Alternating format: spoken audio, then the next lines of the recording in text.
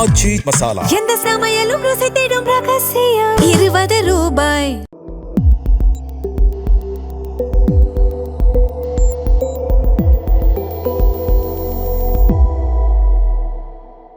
தமிழ் தடம் நேயர்களுக்கு வணக்கம். இன்றைய நேர்காணலில் நம்மோடு இணைந்திருப்பவர் ஊடகவியலாளர் திரு கெப்ரியல் தேவதாஸ் அவர்கள். சார் வணக்கம். வணக்கம் சார். திருச்சி கிழக்கு உட்பட 5 தொகுதிகளில் இடைத்தேர்தலை நாங்கள் தள்ளி வைக்கிறோம் அப்படின்ற மாதிரி ஹைகோர்ட் ஒரு உத்தரவு போட்டிருக்காங்க. நாங்கள் சொல்கிற வரைக்கும் தேர்தல் ஆணையம் இந்த இடத்துல எலெக்ஷன் நடத்தக்கூடாதுன்னு சொல்லியிருக்காங்க. ஸோ இந்த இடைத்தேர்தல் தள்ளி போகிறத நீங்கள் எப்படி பார்க்குறீங்க? அதான் இப்போ இடைத்தேர்தல் அறிவிக்கிறதுக்கு ஹைகோர்ட் தடை போட்டிருக்காங்க. ஏன்னா இந்த தேர்தல் சம்பந்தமான வழக்குகள்லாம் நிலுவையில் இருக்கிறதால இந்த விஷயத்த பண்ணியிருக்காங்க. இது தாவேக்காவுக்கு சிக்கல் தான். நம்ம ஏற்கனவே பேசியிருக்கோம். தாவேக்காவை பொறுத்தளவில் இடைத்தேர்தல் தள்ளி போக போக தாவேக்காவுக்கு அது பெரிய ஒரு சிக்கல் தான். ஏன்னா ஒன்று திமுக போக போக கொஞ்சம் கொஞ்சமாக டைட் பண்ண ஆரம்பிப்பாங்க. திமுகவை பொறுத்தளவில் இப்போ சதி நடக்குதுன்னா சொல்கிறாங்கல்ல, அதெல்லாம் ஒன்றும் கிடையாது. திமுக இப்போ ஏதோ ஆட்சியை கவிழ்த்த முயற்சி பண்ணுறாங்க. திமுக ஆட்சியை கவிழ்த்த முயற்சி பண்ண மாட்டாங்க. இப்போ ஆட்சியை கவிழ்த்தாச்சுன்னா திமுகவனால ரீஎலெக்ஷன்லாம் ஃபேஸ் பண்ண முடியாது. அதுக்கான சக்தி இன்னைக்கு திமுக கிட்ட கிடையாது. ஏன்னா திமுக இப்போதான் தோத்துருக்காங்க. இப்போதான் பெரிய அளவில் பணத்தையும் செலவழிச்சிருக்காங்க. ஒரு பெரிய கட்சியால் ஒரு தேர்தலை 5 வருஷத்துக்கு ஒருக்கா தான் ஃபேஸ் பண்ண முடியும். நீங்க பாட்டுக்கு வருஷத்துக்கு ஒருக்கெல்லாம் எலெக்ஷனை ஃபேஸ் பண்ணிட்டு இருக்க முடியாது. அதுக்கு பணத்தையும் நீங்க ஸ்பெண்ட் பண்ணிட்டு இருக்க முடியாது. ஸோ ஒன்று, மக்களோட மனமும் மக்களோட எண்ணமும் திமுக எதிராக இன்னைக்கு இருக்கு. ஏன்னா இப்பதான் எலெக்ஷன் முடிஞ்சிருக்கு. இன்னமும் திமுக எதிரான அந்த மனநிலை இருக்கு. 2வது, தாவேக்காவுக்கு எதிரான ஆன்டி இன்கம்பன்சி பெருசா பில்ட் ஆகல. 3வது, திமுக கிட்ட இந்த எலெக்ஷனை ஃபேஸ் பண்றதுக்கான பணம் கிடையாது. 4வது, திமுக கிட்ட சீட்ஸும் கிடையாது. திமுக அதிமுக 2 பேரும் சேர்ந்தாலுமே அதிகமா நிறைய சீட்ஸ் தேவைப்படுது. ஸோ இப்போ இந்த சிக்கல்கள்லாம் இருக்கு. அதனால தாவேக்கா ஆட்சியை கவிழ்த்தணும்லாம் கனவுலையும் திமுக விரும்ப மாட்டாங்க. ஆனால் தாவேக்கா பலவீனமா இருக்க மாதிரியான ஒரு தோற்றத்தை திமுக ஏற்படுத்த விரும்புவாங்க. ஸோ ஏதோ ஆட்சி கவிழ்ந்துரும் அதுன்னு பேசுவாங்க. அந்த விஷயத்த கண்டிப்பா பண்ணுவாங்க.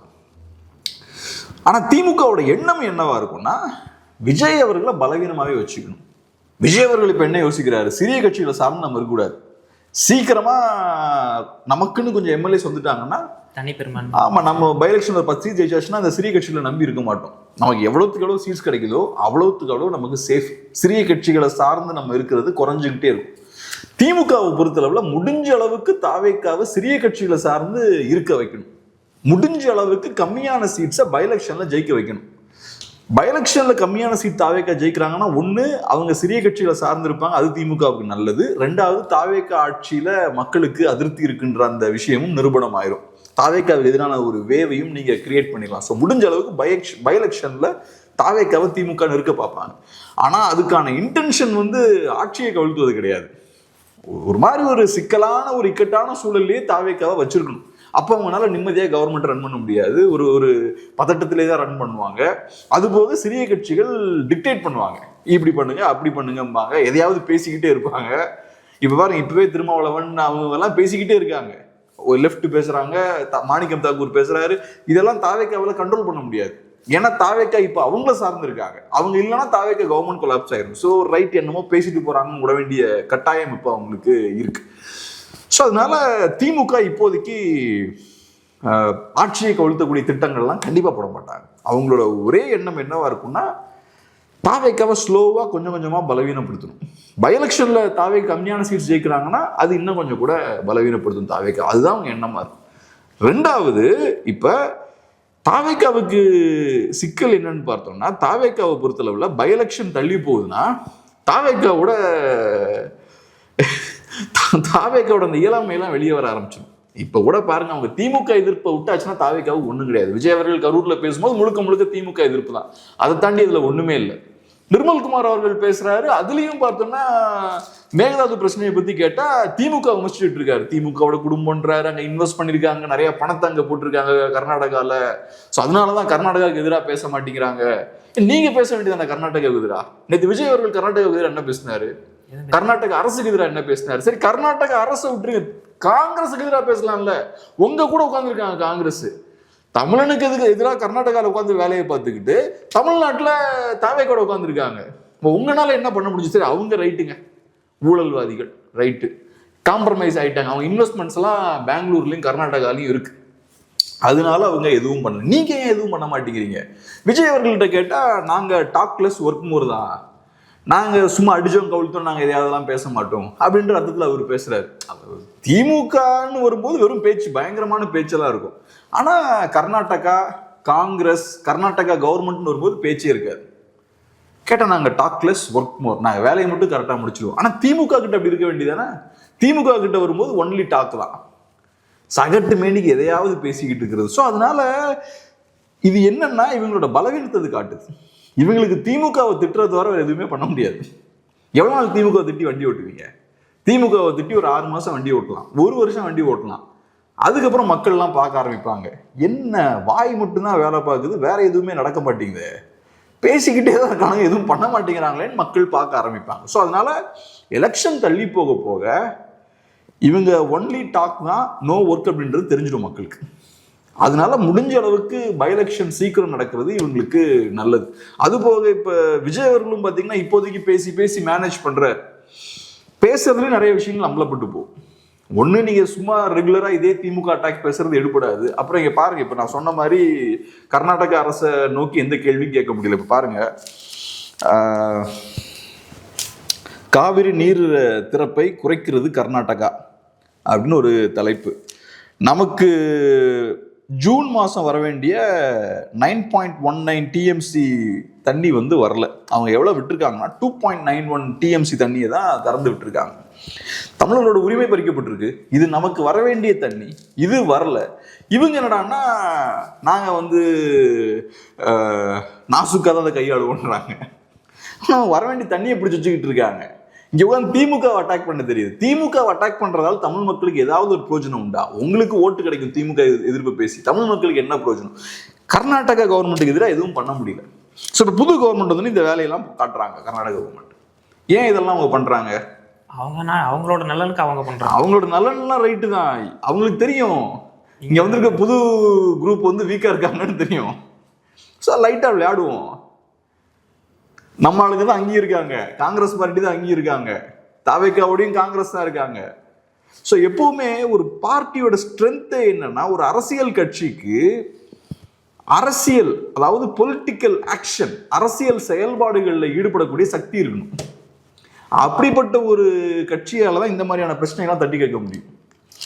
திமுகவை எடுத்துக்கிட்டீங்கன்னா ஒரு 50 இயர்ஸ்க்கு முன்னாடி அந்த அரசியல் செயல்பாடுகள் செய்யக்கூடிய அந்த சக்தி இருக்குல்ல, அது அதிகமா இருந்திருக்கும். இன்னைக்கு அது ரொம்ப கம்மியாயிருச்சு. இன்னைக்கு திமுகவுக்கு பணம் இல்லைன்னா ஒன்றும் வண்டி நகராது. ஆனா இன்னைக்கும் சில விஷயங்கள் நம்மளால செய்ய முடியும். தாவேக்காவுக்கு அரசியல் செயல்பாடுகளில் ஈடுபடக்கூடிய கெப்பாசிட்டியே கிடையாது. கரூர் துயர சம்பவம் அதனாலதான் நடந்தது. அவங்களுக்கு பொலிட்டிக்கல் கேடர்ஸே கிடையாது அவங்களுக்கு. ஸோ இந்த விஷயங்கள்லாம் கர்நாடகாலையும் தெரியும் அவங்களுக்கு. இந்த பொலிட்டிக்கல் பார்ட்டி ஒன்று புதுசு, சிஸ்டம் எப்படி ஃபங்க்ஷன் ஆகுதுன்னு உங்களுக்கு தெரியாது. ரெண்டாவது பொலிட்டிக்கல் ஆக்ஷன், அரசியல் செயல்பாடுகளில் ஈடுபடக்கூடிய கெப்பாசிட்டியும் இந்த கட்சி கம்மி. நாளைக்கு ஒரு போராட்டம் வருது, வண்டியெல்லாம் பிளாக் பண்றோம், அப்படி இப்படிலாம் எதுவும் பண்ண முடியாது. அதனால அதுக்கான ஸ்ட்ரென்த் அவங்களுக்கு கிடையாது. ஸோ அதனால இப்ப இந்த வேலையெல்லாம் பண்றாங்க. தமிழ் மக்கள் உரிமைகளை இழந்துட்டு இருக்காங்க. இதெல்லாம் போக போக அதிகமாகும். தமிழ் மக்கள் விஜிலண்டா இருக்கணும், கண்களை திறந்து வச்சிருக்கணும். நம்ம எங்கெங்கெல்லாம் நமக்கு பிரச்சனை இருக்குன்னு தெரியணும். அதுக்கேற்ற தீர்வை நோக்கி அரசை நம்ம புஷ் பண்ணணும். நம்ம என்ன பண்றோம், போக போக அரசியலற்றவர்களா மாறிட்டு இருக்கோம். அரசியல் புரிதல் நமக்கு கம்மியாயிட்டு இருக்கு. நம்ம அரசியல் மேடையில விஜய் அவர்கள் பேசுறத ஒரு என்டர்டைன்மெண்ட் மாதிரி பார்த்துட்டு இருக்கோம். கரூர் சம்பவம் பத்தி பேசிட்டு இருக்காரு விஜய் அவர்கள், எல்லாம் சிரிச்சு கைத்தட்டிட்டு இருக்காங்க. அது என்னன்னு கூட தெரியல. 41 பேர் இறந்தது ஒரு துயர சம்பவம், அது கைத்தட்டக்கூடாது, அதை சீரியஸா அணுகணும் கூட உங்களுக்கு தெரியல. சட்டமன்றத்திலே கைத்தட்டுறாங்க. ஆமா, சட்டமன்றத்துல குழந்தைகளுக்கு எதிராக வன்முறை நடக்குதுன்னு பேசும்போது கைத்தட்டுறாங்க.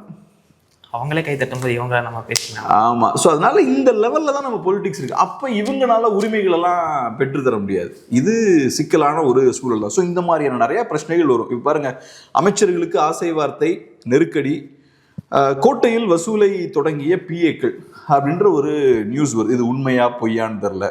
ஆனா இப்ப இருக்கக்கூடிய புது கவர்மெண்ட் ஸ்லோவா கரப்ட் ஆக ஆரம்பிக்குது அப்படின்றத இந்த செய்தியில போட்டிருக்காங்க. இப்போ இந்த செய்தி போடுறாங்கன்னா சில நியூஸ் அவங்களுக்கு கிடைச்சிருக்கும், சில டிபார்ட்மெண்ட்ல சிக்கல்கள் இருக்குன்ற செய்தி கிடைச்சிருக்கும், அதனால தான் போட்டிருக்கணும். பட் நமக்கு தெரியல. பட் இந்த விஷயம் வந்து வந்திருக்கு. ஸோ இப்படிப்பட்ட சிக்கல்கள்லாம் இருக்கு உள்ள. இதெல்லாம் போக போக அதிகமாயிட்டே இருக்கும். இந்த சிக்கல்கள்லாம் அதிகமாக அதிகமாக ஒன்று உங்களால எதுவும் பண்ண முடியலன்னு தெரியும். திமுக எதிர்ப்பை தவிர இந்த கட்சியால எதுவும் பண்ண முடியாது. ரெண்டாவது, இந்த மாதிரியான பிரச்சனைகளுக்கான சொல்யூஷன்ஸும் கொடுக்க முடியல. சும்மா ஸ்டேஜில் பேசலாம், ஊழல்லாம் ஒழிச்சிட்டோம் அப்படின்னா, ஊழல்லாம் அப்படிலாம் ஒழிக்க முடியாது. ஊழல் எப்படி நீங்கள் சும்மா அப்படி அசால்ட்டாக ஒழிப்பீங்க? நீங்கள் அரசியல் இருக்கீங்க, அரசியல்ன்றது ரொம்ப எக்ஸ்பென்சிவான பிஸ்னஸ். பிரசாந்த் கிஷோரை கூப்பிட்டு வரீங்க, அப்புறம் இன்னும் வேற வேற ஸ்ட்ராட்டஜிஸ்டுகள்லாம் வச்சிருக்கீங்க. இவங்கெல்லாம் யாருமே தொண்டு நிறுவனம் நடத்தல. பொலிட்டிக்ஸ்ன்றது ரொம்ப எக்ஸ்பென்சிவான பிஸ்னஸ். அதே மாதிரி இருக்கக்கூடிய மினிஸ்டர்ஸாக இருக்கலாம், எம்எல்ஏஸாக இருக்கலாம். இன்னைக்கு எம்எல்ஏஸ் ஆகிட்டாங்க, மினிஸ்டர் ஆகிட்டாங்க. நாளைக்கு அவங்க இடத்த தக்க வச்சுக்கணும்னா அவங்களுக்கு பணபலம் இருக்கணும். பணபலம் இல்லைன்னா ஒருத்தனால அரசியல் நிற்க முடியாது. இன்னைக்கு அவங்க கூட ஒரு 20 பேர் நடந்து வராங்கல்ல, அவங்களாம் ஒருத்தர்கிட்ட பணம் இல்லைன்னா வரமாட்டாங்க. இல்லைன்னா வேலை விட்டு சும்மா வருவானா? எல்லாம் எனக்கு ஒரு பழைய அரசியல்வாதி ஒருத்தர் எனக்கு தெரியும், ரொம்ப ஸ்ட்ராங்கான ஒரு பொலிட்டிஷியன். அவர்லாம் பார்த்தீங்கன்னா ஒரு நாளைக்கு 25 கிராமத்துக்கு போவார். அவர் போறாருன்னா பின்னாடியே காரில் ஒரு 15 கார் பின்னாடியே போகும். அப்போ சொல்லுவாங்க, இந்த மாதிரி ஒரு நாளைக்கு அண்ணன் வெளியே போனாருன்னா, இந்த மாதிரி போனாருன்னா 4-5 லேக்ஸ் செலவாகும். வண்டிக்கெல்லாம் பெட்ரோல் போடணும். கல்யாணத்துக்கு போகிறாங்கன்னா அவர் ஒரு தொகையை கொடுப்பாரு, இந்த மொய் வைப்பார் கூட. அப்புறம் ஒரு துணை மேயர்லாம் வருவார், அவரு கொஞ்சம் பணத்தெல்லாம் கொடுப்பாரு. மற்ற லீடர்ஸ்லாம் வருவாங்க, அவங்க முக்கியமான இடத்துல மற்றவங்களாம் காணப்பா, எல்லாம் சேர்த்து 4-5 லேக்ஸ் ஒரு நாள் வெளில போனான். அப்போ இந்த எக்ஸ்பென்ஸ்லாம் பேர் பண்ணணும். இதெல்லாம் பண்ணாதான் கூட கூட்டம் சுற்றும். உங்களால் இதெல்லாம் பண்ண முடியலன்னா மெதுவாக கொஞ்சமாக கழண்டு போயிடுவாங்க. அப்புறம் எலெக்ஷன் வரும்போது நீங்கள் கூட்டத்தை கூட்டணும், ஓட்ஸ் வாங்குறதுக்கு செலவழிக்கணும், கேம்பெயினுக்கு செலவழிக்கணும், மீடியாவுக்கு செலவழிக்கணும். இதெல்லாம் பண்ணக்கூடிய கெப்பாசிட்டி உங்களுக்கு இருந்தால் தான் நாளைக்கு நீங்கள் அரசியல்வாதியை தொடர முடியும். அரசியலுக்குள்ள வந்து ஒருத்தனுக்கு இது தெரியும். ஸோ அப்போ பணம் எங்கேருந்து வரும்? பணம் இருந்தால் தான் அரசியலில் நான் நீடிச்சு நிற்க முடியும். அரசியலுக்கு வந்து எல்லாவனுக்குமே அரசியலை நீடிச்சுக்கணுன்ற ஆசை இருக்கும். அப்போ பணம் எங்கேருந்து வரும்? பணம் இங்கிருந்து தான் வரும். இப்போ நியூஸ் வர ஆரம்பிக்குது பாருங்க, அமைச்சர்களுக்கு ஆசை வார்த்தை நெருக்கடி அப்படின்லாம் வருது பாருங்க. இந்த விஷயங்கள் ஸ்லோவாக நடக்க ஆரம்பிக்கும். இங்கே சிஸ்டமே அப்படி தான் இருக்குது, அன்ஃபார்ச்சுனேட்லி கம்ப்ளீட்டாக கரெக்டாக இருக்குது. ஸோ அதனால இவங்க சொல்கிற மாதிரிலாம் டக்குன்னுலாம் ஒழிக்க முடியாது. ஸோ என்னோட பாயிண்ட் என்னன்னா, போக போக நிறைய அதிருப்திகள்லாம் பில்ட் ஆக ஆரம்பிக்கும். செய்ய வேண்டிய காரியங்களெல்லாம் கரெக்டாக பண்ணலன்னா கண்டிப்பாக அதிருப்தி வரும். ஸோ பை எலெக்ஷன் லேட் ஆகிக்கிட்டே இருக்குன்னா தாவேக்காவுக்கு சிக்கல். தாவேக்கா வந்து இவங்களுக்கு பேசக்கூடிய திறமை மட்டும்தான் இருக்குது, வேற எதுவும் இல்லை அப்படின்றது அம்பலப்பட்டு போயிடுவாங்க. இதை பிஜேபி பார்ப்பாங்கன்னு நினைக்கிறீங்க? ஏன்னா இவங்க வந்து சென்ட்ரல் கவர்மெண்ட்டோட இணக்கமாக போய் நாங்கள் எல்லாத்தையும் வேணுங்கிறதெல்லாம் வாங்கிக்குவோம் அப்படின்னு சொன்னாங்க. கர்நாடகா இஷ்யூலையும் வந்து எதுவும் பண்ணல. பிஜேபியோட இணக்கமாக தான், அவங்க தான் பவரில் இருக்காங்க, அவங்க நினச்சா கூட அதை திறந்து விட சொல்லலாம், அதுவும் பண்ணல. இப்போது எலெக்ஷனும் வந்து தள்ளி போகும்போது டிவிகே பிரச்சனை வரப்போகுது. ஸோ இதை பிஜேபி எதிர்கொள்வதில் நிறைய சிக்கல் இருக்குங்க. இப்போ தாவேக்காவுக்கு இப்போ தாவேக்கா கூட்டணி கட்சிகள் பொறுத்தளவில் பாஜகவை எதிர்க்கணும்லாம் சொல்கிறாங்க. இன்ஃபேக்ட் இப்போ நம்ம இந்த பேட்டி ஆரம்பிக்கும் முன்னாடி நம்ம பார்த்தோம், திருமாவளவன் அவர்கள் தாவேக்காவும் திமுகவும் கைகோர்த்து பாஜகவை எதிர்க்கணும், ஒரே அணியில் இருக்கணும்லாம் பேசியிருக்காரு. இந்தியா அலையன்ஸ் பற்றி அவர் பேசுகிறார். அதுக்கு மாணிக்கம் தாக்கூர் அவர்களும் ஒரு விளக்கம் கொடுத்துருக்கார். கேரளா ஸ்டைலில் நம்ம பண்ணலாம். கேரளாவில் இடதுசாரிகளும் காங்கிரஸும் எதிரெதிர்னு சண்டை போடுறாங்க. பட் நேஷனல் லெவலில் அவங்க இந்தியா அலையன்ஸில் இருக்காங்க, அப்படி நம்ம பண்ணிக்கலாம். பாஜக எதிர்ப்பு தான் முக்கியம் அப்படின்னு சொல்லலாம். இங்கே என்ன சிக்கல்னா, தமிழ்நாட்டில் டிவிகேவை பொறுத்தளவில் பாஜக எதிர்ப்பு அவங்களுக்கு தேவையில்லை. அவங்களுக்கு ஓட்டு வாங்கி கொடுக்கறது டிஎம்கே எதிர்ப்பு. இப்போ நேற்று விஜய் அவர்கள் பேசும்போதே பாஜகவை எதிர்க்கக்கூடிய ஒரே விஷயம் என்ன? டீலிமிட்டேஷன் தான். டீலிமிட்டேஷனை பற்றி பேசும்போது 20 செகண்ட் தான் பேசுகிறார். அதை பேசுறது எதுக்காகனா, நான் திமுகவை எதிர்க்கிறதால நான் பாஜக ஆதரவாளர்னு நினச்சிக்காது, நான் பாஜகவை எதிர்க்க தான் செய்கிறேன் அப்படின்னு காட்டிக்கிறதுக்காக டீலிமிட்டேஷனை சம்மந்தமே இல்லாமல் வழியை கொண்டு வராங்க. டீலிமிட்டேஷன் ஒன்று இன்னைக்கு பேர்னிங் சப்ஜெக்ட்லாம் கிடையாது. அது நடந்தால் 3 வருஷம் கழிச்சு நடக்கும், 3-4 வருஷம் கழிச்சு நடக்கிறதுக்கு வாய்ப்பு இருக்குது. ஏன்னா அதுக்கு முதல்ல நீங்கள் சென்சஸ் எடுக்கணும், அதுக்கப்புறம் தான் அதெல்லாம் பண்ண முடியும். அதுக்கு டைம் உடனே எல்லாம் பண்ண முடியாது. ஆனால் இப்போ இருக்கக்கூடிய பேர்னிங் இஷ்யூஸை இவங்க டச் பண்ணல. நிஜமாவே நீங்கள் பிஜேபி அட்டாக் பண்ண நினச்சா நீட் எடுக்கலாம். நீட் இப்போ பாருங்க, ஏகப்பட்ட குழப்பங்கள் போய்கிட்டு இருக்கு. 4 பேர் சூசைட் பண்ணியிருக்காங்க, தமிழர்கள் மாணவர்கள். இவ்வளவு பிரச்சனைகள் போயிட்டு இருக்கு. இங்க ஒன்றும் மீடியாவும் பேசல, தாவேக்காவும் பேசல. ஏன் அதை எடுத்து அட்டாக் பண்ண வேண்டியதான் நான் பிஜேபியை எதுக்கு டீலிமிட்டேஷன் எடுக்கிறீங்க? ஸோ அவங்கள பொறுத்தளவில் பாஜகவை அடிக்கிற மாதிரியும் காட்டிக்கணும், ஆனால் பாஜக கிட்ட போய் சிக்கவும் கூடாது அப்படின்ற மாதிரி அவங்க டீல் பண்ணுறாங்க. ஸோ இப்போ சிக்கல் என்னன்னு பார்த்தீங்கன்னா, தமிழ்நாடோட பொலிட்டிக்ஸ் வந்து மாறிடுச்சு. அங்கே இருக்கக்கூடிய அரசியல் என்னன்னா, 2 பேருமே நேஷனல் பார்ட்டிஸ் அவங்க. ஸோ அவங்க நேஷனல் பார்ட்டிஸாக இருக்கும்போது நேஷனல் பொலிட்டிக்ஸோட எக்ஸ்டென்ஷன் அங்கே கேரளாவில் இருக்குது. 2 பேருமே பாஜக எதிர்ப்பு பேசுகிறாங்க. ஸ்டேட் லெவலில் 2 பேருமே அவங்களுக்குள்ள சண்டை போட்டுக்கிறாங்க. அது ரைட்டு. தமிழ்நாட்டில் திமுக பாஜக எதிர்ப்பு அரசியலை பிரதானமாக கையில் எடுத்திருக்காங்க. தாவேகாவை பொறுத்தளவில் பாஜக எதிர்ப்பு அவங்களுக்கு பொலிட்டிக்கல் ரிட்டர்ன்ஸே கொடுக்காது. இல்லை, அதுக்கு என்ன சொல்றாருன்னா, வெஸ்ட் பெங்காலில் பார்த்தீங்க அப்படின்னா டிஎம்சியும் காங்கிரஸும் வந்து அடிச்சுப்பாங்க. ஆனால் வந்து நேஷனல் அலையன்ஸ் போகும்போது இந்தியா கூட்டணியில் இருக்காங்க அப்படின்ற மாதிரி. வெஸ்ட் பெங்காலில் காங்கிரஸ் எங்கே இருக்கு? காங்கிரஸ் எத்தனை சீட் ஜெயிச்சாங்க வெஸ்ட் பெங்காலில்? அது தரக்கடியில் போய் தேடணும் அவங்கள. அவங்க ஒன்றுமே கிடையாது காங்கிரஸ் அங்கே வெஸ்ட் பெங்காலில். ஸோ அப்படி நம்ம இங்கே கனெக்ட் பண்ண முடியாது. இங்கே தாவேகா இன்னைக்கு 108 சீட் ஜெயிச்சிருக்காங்க. தாவேகா 108 சீட் ஜெயிக்கிறாங்கன்னா அந்த சீட், அந்த ஓட்ஸ் வந்து திமுகவை எதிர்த்து கிடைத்த வாக்குகள். பாஜகவை நீங்க எதிர்க்கிறதால அந்த வாக்கு உங்களுக்கு கிடைக்காது. ஸோ இப்போ நீங்க திமுகவை எதிர்க்கும் போது பாஜக ஆதரவாளர்களும் உங்களுக்கு ஓட் போட்டிருக்காங்க. ஒரு காலத்தில் அதிமுகவுக்கு அப்படிதான் இருந்தது. அதிமுக எடுத்துக்கிட்டீங்கன்னா பாஜக ஆதரவாளர்கள் கூட பாஜக ஓட் போட மாட்டாங்க, அதிமுக ஓட் போடுவாங்க. ஏன்னா அவங்களுக்கு தெரியும் பாஜக ஓட் போட்டால் ஓட்டு உடையும், திமுக எதிர்ப்பாக்கள் உடையும். பேசாம நம்ம அதிமுகவுக்கே போட்டுருவோம், நமக்கு திமுக வரக்கூடாது. எனக்கு இந்துத்துவ கொள்கைகள் பிடிக்கும், பாஜக பிடிக்கும், ஆனால் எனக்கு திமுக வரக்கூடாது, அதான் என் அரசியல். அப்போ நான் அதிமுக ஓட் போட்டுருவேன். அம்மையார் ஜெயலலிதாக்காக தானே ஓட் போட்டாங்க. இன்னைக்கு ஏற்கனவே திரும்ப அதான் நடந்திருக்கு. பாஜக காரங்களும் ஓட் போட்டிருக்காங்க, மைனாரிட்டிஸும் தாவேகாவுக்கு ஓட் போட்டிருக்காங்க. ஸோ அதனால பாஜகவை எதிர்க்கிறதால தாவேகாவுக்கு பெரிய லாபம் கிடையாது, திமுகவுக்கு பெரிய லாபம் இருக்கு. திமுக ஸ்டார்டிங்ல இருந்து சென்டரோட சண்டை போட்டு வளர்ந்த கட்சி. கேரளால அந்த அரசியலே கிடையாது. சென்டரோட சண்டை போட்டு அங்க கட்சி அமைக்கல யாரும். அங்க இருக்கிறதெல்லாம் நேஷனல் பார்ட்டிஸ் தான். லெஃப்ட், காங்கிரஸ் எல்லாருமே நேஷனல் பார்ட்டிஸ் தான். பிஜேபி எல்லாருமே நேஷனல் பார்ட்டிஸ் தான். இங்க நேஷனல் பார்ட்டிஸை வீழ்த்தி ரீஜனல் பார்ட்டிஸ் இங்க பவருக்கு வந்துட்டாங்க. ஸோ அப்ப திமுகவோட அரசியல் ஸ்ட்ராங்கா எப்பவுமே ஆன்டி சென்டரா இருந்திருக்கு. அவங்களுக்கு அது ஓட்டு பெற்று தரும். திமுகவை கவுண்டர் பண்றதுக்கு அதிமுக அரசியல், திமுக எதிர்ப்பு. ஸோ அதனால தாவேகாவை பொறுத்தளவுல ஒன்று பாஜகவை அட்டாக் பண்றதால அவங்களுக்கு எலக்டோரல் டிவிடெண்ட்ஸ் கிடைக்காது, அவங்களுக்கு ஓட்ஸ் கிடைக்காது. ரெண்டாவது பாஜகவோட சண்டைக்கும் போக முடியாது. பாஜக நேஷனல் லெவல்ல பவர்ஃபுல்லா இருக்கக்கூடிய கட்சி. இவங்க கிட்ட நான் ஏற்கனவே சொன்ன மாதிரி பார்ட்டி மெக்கானிசமே கிடையாது. அரசியல் செயல்பாடுகளை செய்வதற்கு தேவையான அரசியல் சக்திகள் தாவேகால கிடையாது. சும்மா பேச முடியும், திமுக எதிர்த்து பேச முடியும், பெர்ஃபார்மன்ஸ் கொடுக்க முடியும். பாஜகவோட சண்டைக்கு போறீங்கன்னா அது மட்டுமே பத்தாது. ஆம் ஆத்மி எல்லாம் கம்ப்ளீட்டா அடிச்சு காலி பண்ணிட்டாங்க. ஆம் ஆத்மிக்கு கொஞ்சம் சண்டை போடக்கூடிய ஸ்ட்ரென்த் இருக்கக்கூடிய ஆட்கள் உண்டு, ஆக்டிவிஸ்டுகள்லாம் ஆம் ஆத்மியில உண்டு. அந்த கட்சியாலேயே பாஜகவை டீல் பண்ண முடியல.